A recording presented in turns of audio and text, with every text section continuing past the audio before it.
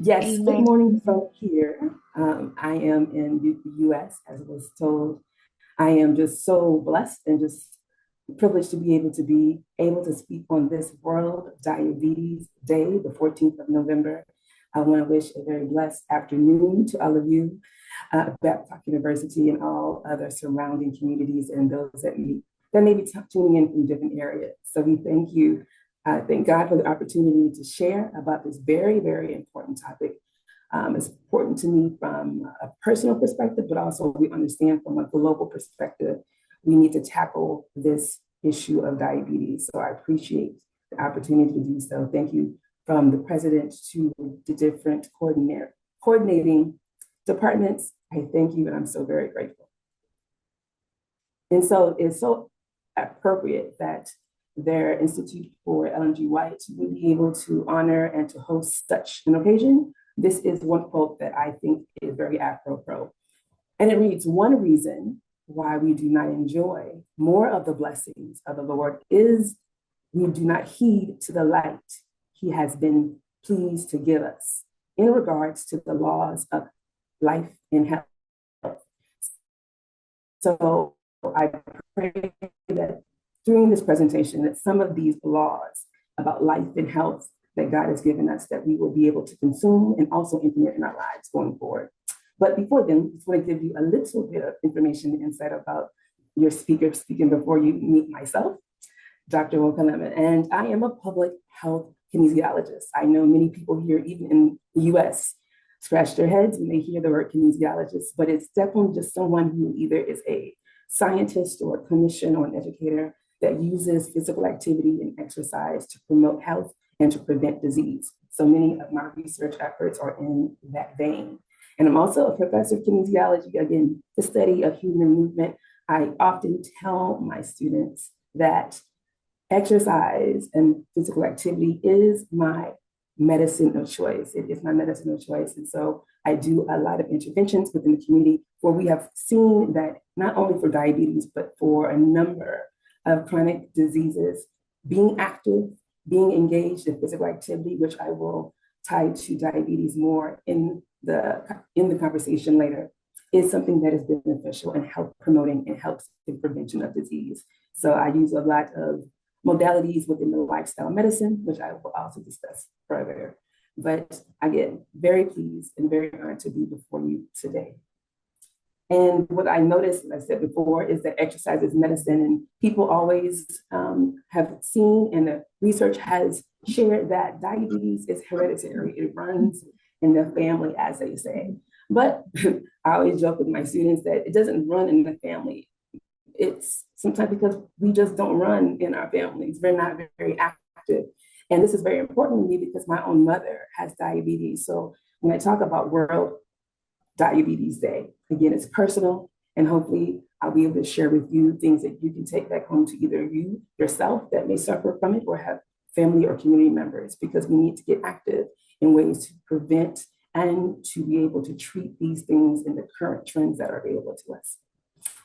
And we also know, just from the Word of God, that health promotion is a spiritual issue. The Word of God reads, "Beloved, I pray that you may prosper in all things and be in health just as your soul prospers." So not only do we have evidence and scientific findings about the importance of promoting health, but our creator, our divine designer, has made it clear that we should find ways to be engaged in promoting our health. So how am I going to lay that down today? This is a little bit of my lecture outline. First, I will tackle the significance and stats that are pertaining to diabetes, and also just not to assume everyone knows, we'll define diabetes into different types, the symptoms, and risk factors. Also, what are the traditional ways that we treat diabetes? It is a chronic disease that has been assailing people for ages. How do we traditionally treat it? But also going on to the current trends, which is the topic of this talk. What currently can we do maybe a little differently that allows for us to be more successful in getting a hold of the diabetes epidemic? So prevention and cure insight will be shared. Also, because there's a paradigm shift that I really want to hammer down and unpack. but also leading off with a charge. How can we go forward to make sure that we are championing this issue of diabetes? So diabetes significance and stats. We understand that this is a very significant public health concern. As a public health kinesiologist, being able to prevent. What can we do? How can we engage our patterns, our behaviors so that we can prevent? Because 1 in 10 adults has diabetes. That is a large amount. Even to the point of talking about the prevalence, approximately 537 million, that is a very large number, between the ages of 20 and 79 live with this disease. That's about 10.5% of the global population. It is a significant public health issue that we need to address. And also it has an economic weight as well and burden. The global cost of diabetes is expected to reach over $1 trillion in 2030. So again, we understand it's significant, it is costly. How can we engage to make sure that we are biting into that trend and decreasing it? So let's talk about defining diabetes. And just in general, we always hear about diabetes being akin and related to blood sugar. But just to make it short, I am going to just highlight that it is a disorder of the metabolism, and the body has an issue with not being able to produce enough insulin. And when you have no insulin or a minimal amount of insulin, you have the propensity for the blood sugar to rise, and that can cause a plethora of different issues that we can and will impact later in the lecture. But the issue with the pancreas not being able to produce insulin or not be able to engage it well leads to the high blood sugar levels that we see in many people that deal with diabetes. And just to give a little bit of this science, not too much, I want to focus on the trends of prevention and care, but just to make sure we're all on the same page, there's 2 major types that I want to highlight here. Number 1 is a type 1 diabetes. This is an autoimmune disease, which again, there's an issue with your insulin. The pancreas produces little to none of the insulin at all. And that's an issue because, again, it helps to make sure that there is an irregularity in your blood sugar. This type 1 diabetes usually presents itself in younger individuals under the age of 20 and find that it's mostly a genetic condition, right? As this states in our evidence, there is no cure. People tend to maintain it with insulin injections to make sure that they are keeping their blood sugars normal.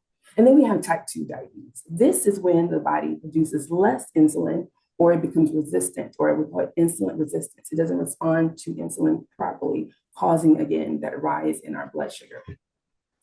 And this is usually in the past, historically, occurring in people who are over the age of 40. But as we have seen in the trends, because of our lifestyle choices that we see and that we will address later, people of younger ages are now having type 2 diabetes. And we learned, and we will learn even more in this lecture, that it can be controlled and prevented. But there's going to be a paradigm shift that even maybe to unpopular opinions, it can be cured with these lifestyle choices. Again, more on that later. So the type 2 diabetes, there's other types of gestational diabetes for those that are pregnant, and pre-diabetes or other types. But in this lecture, due to the fact that 90% of all cases of diabetes are in the form of type 2 diabetes, that is what we'll focus on going forward.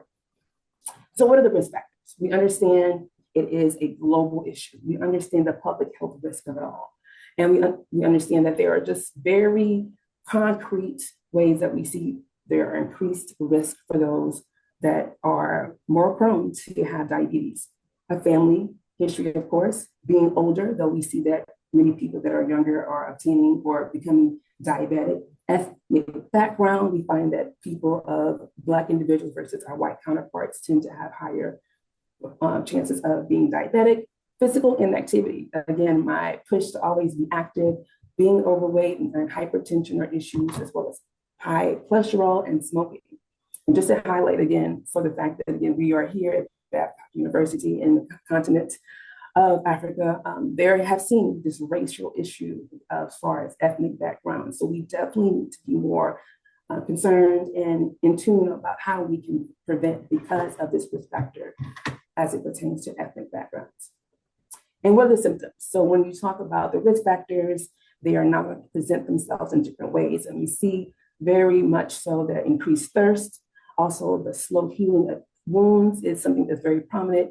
People tend to be lethargic and fatigued when they have these issues with their blood sugar regulation. Blurred vision is an issue as well. Many people have cataracts and have to have surgery, frequent urination, and also just unexplained weight loss. I want you to think about maybe people in your family and community that may be diabetic. You may have been able to witness some of these symptoms or even in yourself as well. So that is about diabetes. Now, how are we treating it? Traditionally, we talk about having to be tested for diabetes. Your A1C test, you are tested with your blood, and there's different levels, whether you're normal, pre-diabetes, or diabetes, that allows for that designation and that diagnosis to be made. The treatment that we have found, and that typically is what people would think of, is through medicine, of course, and also just monitoring your blood sugar. I have many aunties and many friends that have to make sure they're staying on their medication, that they're monitoring their sugar. So they want to make sure that it's regular and that there's no spikes. So there's medications, there's pills, and also injections. Traditional treatment of diabetes, right? But we're trying to see in this particular lecture, what are the trends? How can we move from traditional ways of treating diabetes to maybe more effective ways? And let's talk about how we can do and see treating diabetes. And I want to encourage you to think about a paradigm shift in our diabetes treatment. So what we know is a chronic disease, again, all the different risk factors, hypertension, obesity. Can we move to a mindset that we think about it through a prevention and reversal point of view? That is something that I want you to entertain in this topic and in this particular lecture. So the paradigm shift. How do we shift from medication and just maintaining to possibly prevention and even reversal? And as was shared in the intro, I was able to be a part of a community outreach through the health ministry department in my church, and it was called Diabetes Undone. This was an opportunity to share with community members and church members alike, how can you engage with lifestyle choices to allow for the medication and the reducing of your sugar intake to not be the main ways that you treat diabetes in your family, within yourself.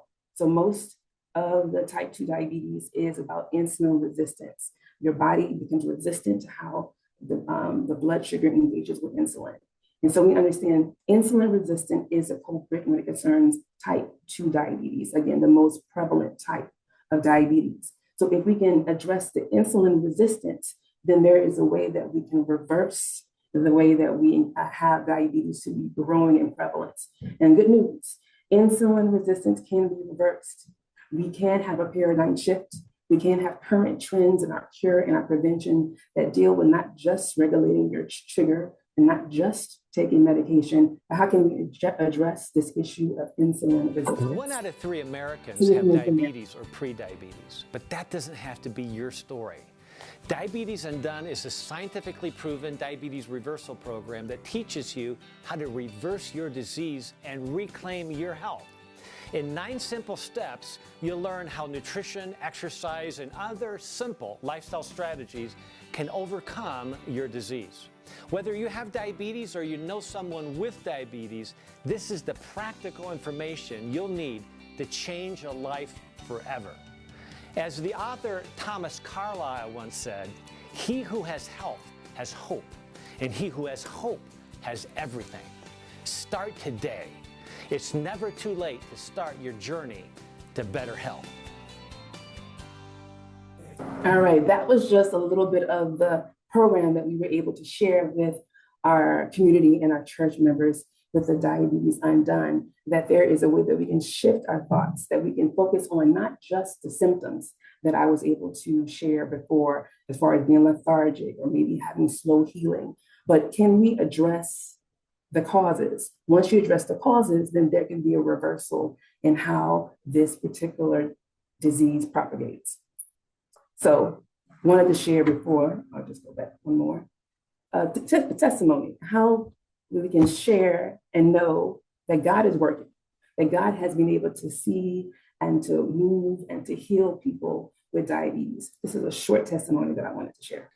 It was 1985, and I was sitting in a medical lecture by Dr. James Anderson, who is a leading expert in diabetes research and treatment. Dr. Anderson was discussing the dramatic changes his diabetic patients had experienced. He had taken hospitalized type 2 diabetic patients with poorly controlled blood sugars and simply changed their diet from the standard American diet to a diet high in fiber and plant-based foods. Within weeks, the patients experienced dramatic improvements. Their need for insulin and oral medications dropped anywhere from 75 to 90%. Many patients improved so much that they no longer fit the diagnostic criteria for diabetes. I could hardly believe my ears. I had always been taught that diabetes was incurable, that diabetics would struggle with the disease for the rest of their lives. But this respected physician and researcher was sharing case after case of patients who had reversed their type 2 diabetes completely. Sure, they needed to continue their healthy habits so the disease wouldn't return, but the point is that they didn't have diabetes anymore. That was the beginning of my diabetes paradigm shift. And after working with diabetics for the past 25 years, I'm more convinced than ever that this paradigm is true.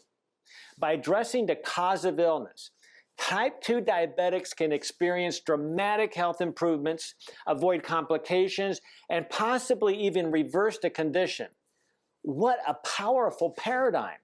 Approximately a year ago, I was feeling really bad. I was lack of energy, constant headaches, wake up not feeling as energetic as I usually do. Decided to talk to the doctor about it. I went in, he put me through a glucose test, and the glucose test revealed that I had diabetes. From my experience, I know diabetes to not be curable, and I thought that my future was going to be pretty much shortened. I thought that, I may possibly not be able to do the things that I wanted to do with my kids, such as sporting events, soccer, softball, basketball. Amputations of toes, fingers, and limbs all came into mind when I was first diagnosed with diabetes. A friend of mine told me about Dr. Youngberg and explained that he may be able to help me. After the first 3 weeks, I could feel a change. It felt like a weight was lifted off me. I could wake up with a lot more energy, a lot more focus on what I had to do each day. After 3 months of meeting Dr. Youngberg, my diabetes was reversed, and I was told by one of my doctors at the VA that I'm no longer diabetic. I've been feeling better ever since.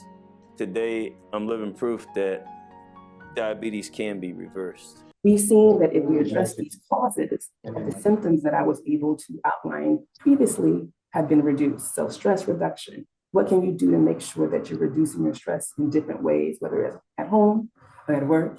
Smoking cessation, remove smoking, also reduces your risk of diabetes, and also as far as alcohol moderation, dare I say, no alcohol consumption at all would be my recommendation. These lifestyle choices allow for there to be a reversal of diabetes, and this without the outrageous cost that I talked about before, the economic burden, also lack of drugs or reduction of the medications you take, but also surgery. Symptoms, again, to address some of the issues of diabetes and even gets to the point where surgery is necessary. But what if we would be able to use lifestyle choices to reduce the need for the drugs and the surgery?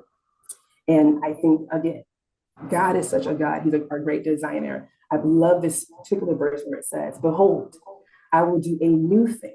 This paradigm shift, right? "Now it shall spring forth. Shall ye not know it?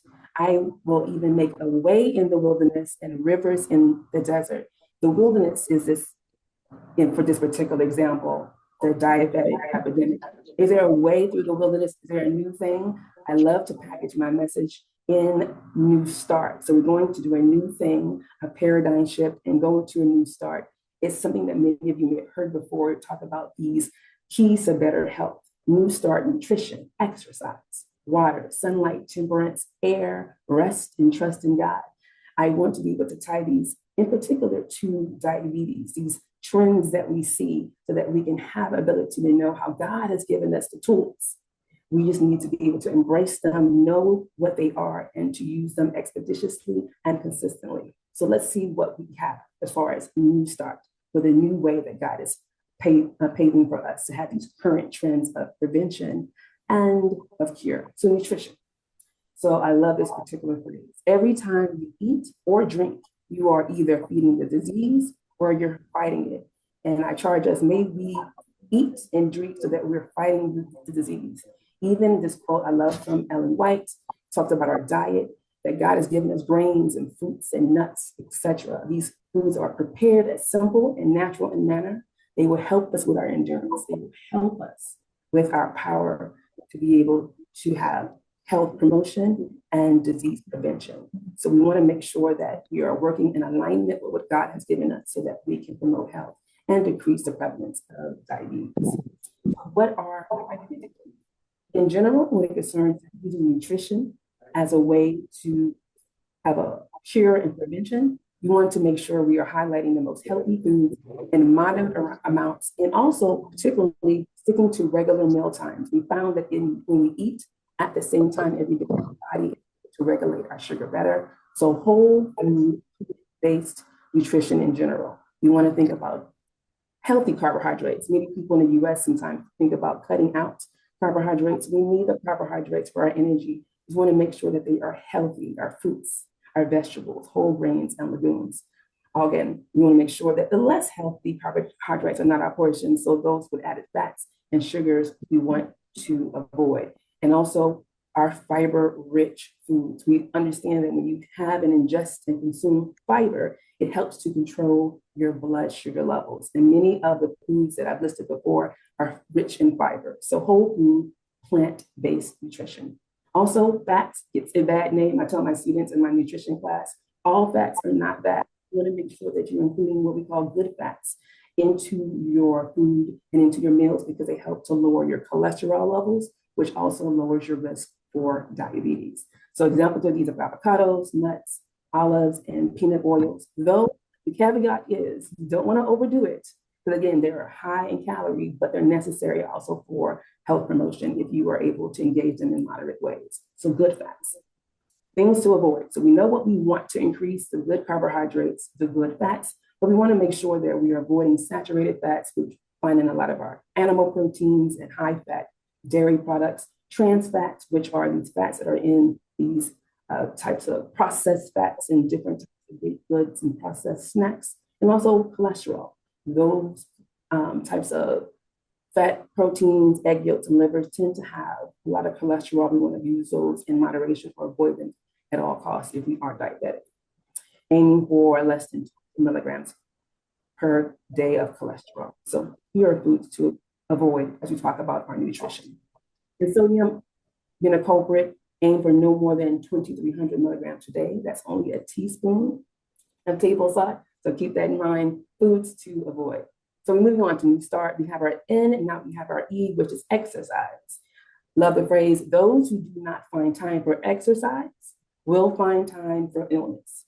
So keep that in mind. If you don't, you propensity to get ill, and maybe also that's included diabetes. So regular activity, as far as physical activity, helps to manage your blood sugar levels. There's plenty of research that aligns with that. So exercise goals, what are we trying to do? At least 150 minutes of moderate intensity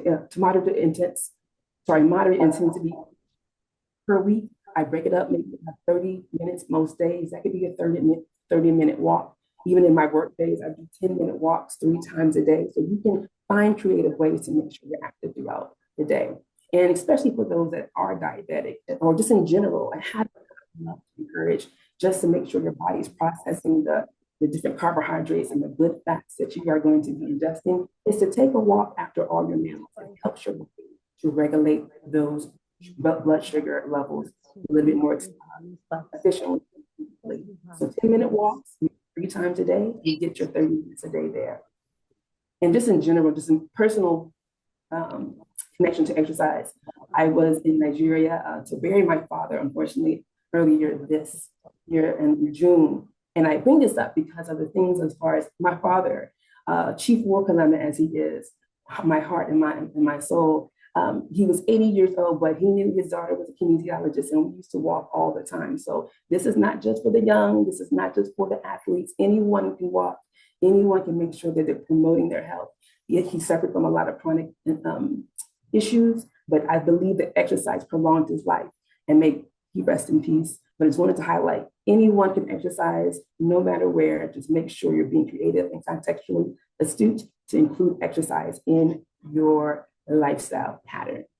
Next, we have the W, new start, water. Water consumption is important in diabetes prevention. We understand that, one, it doesn't add any sugar to your bloodstream, so no other types of beverages, soda and juice, especially those juices that are not 100%, can add to your sugar, your blood sugar. It helps your body get rid of excess glucose, which is your sugar. It helps to rehydrate your blood and prevent hydration. So make sure that you are including lots of water, especially in the summer times, so that you are getting your necessary water consumption to make sure, again, you're getting rid of this excess glucose. Here's some recommendations here as well. Women, 6.5 cups per day, and men 8.5 cups per day. Diabetes and water consumption are highly akin to making sure you have the decrease of your prevalence and chances of having irregularities in your blood sugar management. So that's water. Now we go on to the S in New Start, that is sunlight. What does sunlight have to do with diabetes? Now we found that there's research that when you have exposure to natural light, it helps to maintain normal blood sugar and glucose levels. So we understand that the more that you make it a habit, again, make these behavioral changes to at least 30 minutes per day in for sunlight. Again, this is also important to be judicious. You don't want to be dehydrated, so make sure that you stay properly hydrated. But again, just even the proximity and exposure to, again, a natural blessing from God, sun, can help us regulate our blood sugar levels. What's next on our New Start journey is going to be temperance. And this is going to be where we allow for there to be a moderation. We understand that we love our foods, we love traditional cultural foods, but everything in moderation. True temperance teaches us to dispense with everything hurtful and to use judiciously what is helpful. So all the foods that were highlighted, making sure that we're eating them in moderate ways, all the things that we need to avoid, making sure that we are making those wise choices. So be tempered in our diet, be tempered in all the things that we need to make sure that we are preventing and even reversing diabetes. The next stop in our New Start journey is air. So what does air have to do with diabetes prevention? We have seen that there's recommendations for you to spend time in the outdoors and also practice mindful breathing, breathing in deeply, bringing in those wonderful natural remedies that God has provided as far as air. I love this phrase by Ellen White: in order to have good blood, again, regular regulation of your blood sugar levels, we must breathe well. Full, deep inspirations of pure air, which fill the lungs with oxygen, purify the blood. So yes, he's given us air. We want to make sure that we are breathing in mindfully every day because it helps to purify the blood and decrease those risk factors for diabetes. So that's our air. Now going on to the R, we have our rest, right? Our rest. So diabetes and proper rest are to be put together in ways that have daily consumption of rest is beneficial. Why is it? It helps to improve the efficiency of our insulin. We talked about diabetes being an issue of insulin quality. So making sure you have regular quality sleep. So the insulin resistance that I mentioned earlier is something that we can decrease as your health body to be able to deal with the blood in your sugar, so that the sugar in your blood, and to have your insulin to work more efficiently. What are the recommendations? For all possible and feasible, 7 to 9 hours of high quality sleep. That means you're going to bed at similar times, that you're having a regimen that maybe you're slowing down before you go to bed so that you can have deep sleep.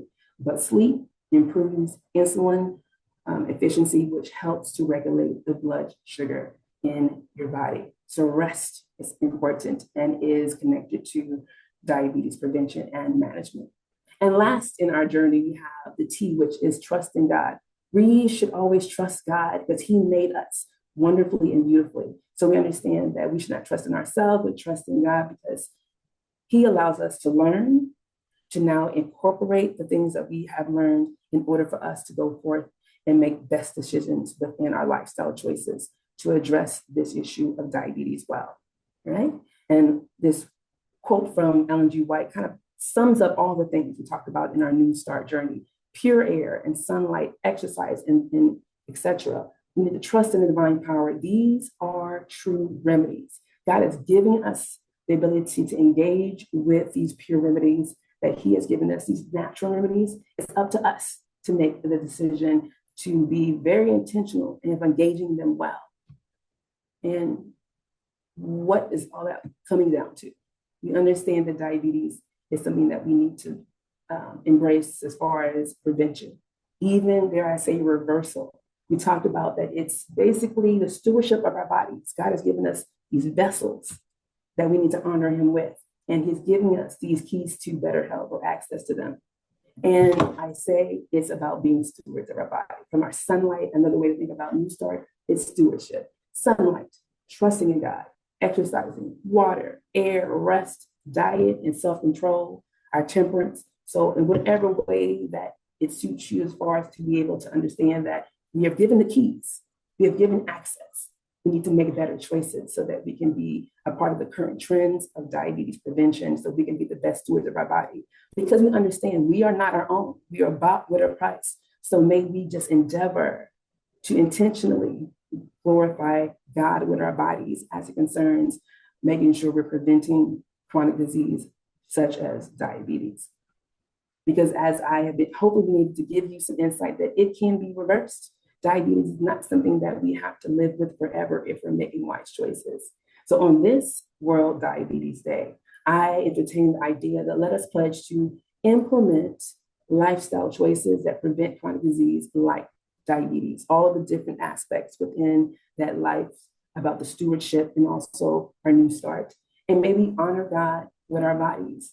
And we just want to reiterate the quote that I began with earlier. One reason why we do not enjoy, there's a joy within enjoy. Why don't we enjoy the blessing of the Lord is we do not heed the light which He has pleased to give us. He has given us access to these things. He has given us the ability to know and to find and to get more information about these New Start, these national remedies.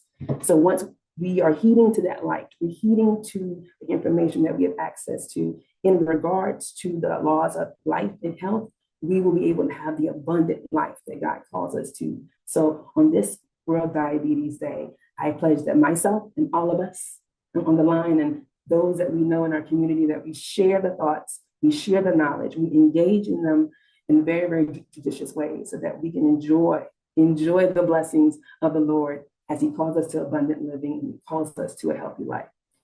Thank you so much for your attention. There was a question from a number of people as far as diabetes 1, can it be cured as of now? Because many people who have type 1 diabetes, their body literally does not produce insulin. And so there has to be an introduction of insulin from either medications or injections. So type 1 and type 2 diabetes are a little different as it concerns whether it can be managed versus whether it can be cured. It's a little harder or significantly harder for type 1 diabetes to be cured per se, but it can be managed. What the issue is, even with type 1 diabetes, people do not pay intentional care about how they are managing it. So you need to be able to be consistent in as far as managing when it's type 1. But the blessings of God says, and the evidence shows for type 2 diabetes, because there is an insulin resistance issue versus a lack of insulin.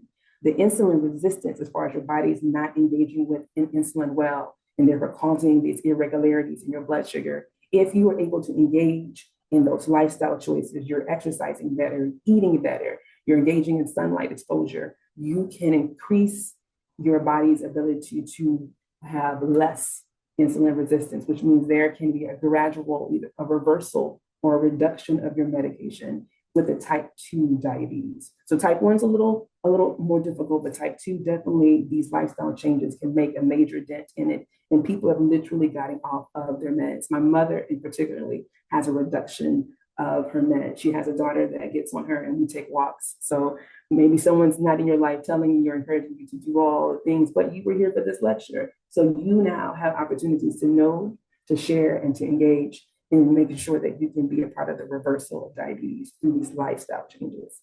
So hope that answered that question a little bit more. Somebody is asking, what are the long-term complications associated with diabetes? And how does physical activities affect diabetes management? If you can take those two, then I wouldn't know whether you have received personal or direct information to your mail. We ask that people should do that.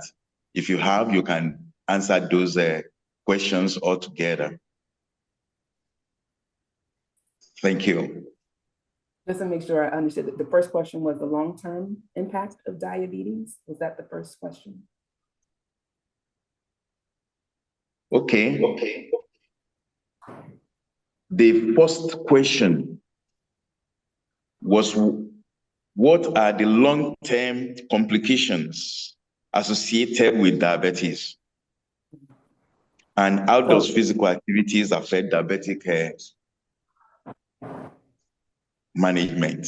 So those two. But if you have any other one, you can address them together if they're addressed to you directly. Yeah, so there's that question incorporates some of the questions that I've been able to. It's a lot of different messages, so I'm trying to keep up. So we praise God. He will answer all things in his time and in his way. Praise the Lord. So as far as long-term complications, there are ways that people can have poor circulation, right? So we know that a lot of times the body does not engage with the insulin well, and it leads to slow healing of wounds. People have amputated limbs, amputated toes, and even feet. Sometimes there is this lethargy. People are not able to live vibrantly because of the blood sugar levels. And so they don't have the vibrance of life. I always remind my students and myself, God has called us to abundant living. So this lifetime of being fatigued and being lethargic are these long-term issues. Also issues with your sight. I had a family member who just had to have eye surgery and they're diabetic, and it was connected to the diabetes. You begin to have blurry sight to the point that it may cause the need for surgery as you get older. And there's also just the issue that it increases your propensity and your prevalence as far as getting other types of cardiac type of diseases. And at least in America, the #1 killer is cardiac types of diseases. And so diabetes is a risk factor for other chronic diseases. So what if you can reduce your diabetes risk? You will also be able to decrease your risk for other types of chronic diseases. So it has a way that it can really derail and diminish your quality of life, as far as even your sight, your everyday energy, even how you engage with your bowels and going to the restroom. There's frequent ways that people go to the restroom. So it can have a dramatic impact on your day-to-day life, and also chronically throughout your lifespan. And as far as physical activity, that is something I'm known as an exercise woman, because it's such, to me, it's a natural kind of a drug for all things. And what physical activity does, it helps to increase your circulation. So as you're trying to circulate your blood sugars for it to be taken up into your muscles, for it to be used well, it helps to circulate. It helps to circulate your blood circulation so that the insulin is being able to be used more effectively. Your blood sugar is being regulated more readily, and therefore you don't have these spikes that can cause issues within your diabetic journey, or you can even prevent it just by being active. And so I think physical activity gets this bad name, and it's all about going to the gym. You can literally go outside for a walk, or you can, even in my office, I do calisthenics, and I do I sit up and down, and I lift my hands. All those things help to circulate the blood. They help to make sure your heart is engaged, but that your blood that is flowing through your heart is engaged well, and helping to make sure your insulin is being more efficient in how it engages with your blood sugar So I will always be an advocate for exercise is medicine. If you were in my class, you would probably be nauseated by how often I say that. Exercise is medicine, and it's important in your diabetic management and, dare I say, reversal. Let's see.